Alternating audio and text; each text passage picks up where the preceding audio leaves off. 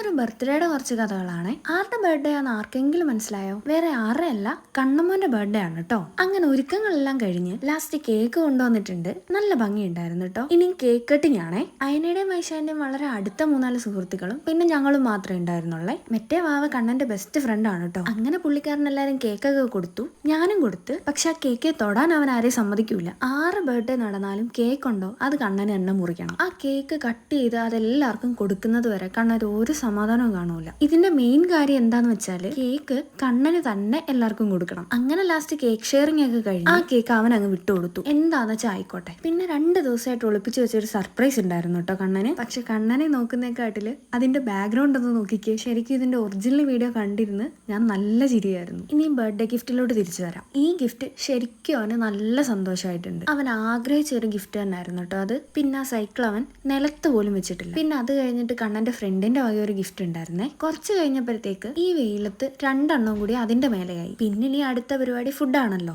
അങ്ങനെ എല്ലാരും കഴിക്കാനൊക്കെ ഇരുന്ന് നല്ല സൂപ്പർ ചിക്കൻ ബിരിയാണി ആയിരുന്നു കേട്ടോ. അങ്ങനെ എല്ലാരും കഴിച്ചൊക്കെ കഴിഞ്ഞിട്ട് ലാസ്റ്റ് ഞാൻ കുറച്ച് പ്ലേറ്റിലാണ് കഴിച്ചത്. അങ്ങനെ ആളും ബഹളവും ഒക്കെ കഴിഞ്ഞ് പതിയെ നമുക്ക് നമ്മുടെ ഗിഫ്റ്റ് കൊടുക്കാം. പെൺപിള്ളേരെ പോലെ ആമ്പിള്ളേർക്ക് അധികം ഓപ്ഷൻ ഇല്ലാത്തതുകൊണ്ട് ഞാൻ വളരെ കഷ്ടപ്പെട്ട് കണ്ടുപിടിച്ചതായത്. എന്തായാലും അവൻ ഇഷ്ടമായി. അപ്പോ ഇന്ന് ഇത്രേ ഉള്ളൂ.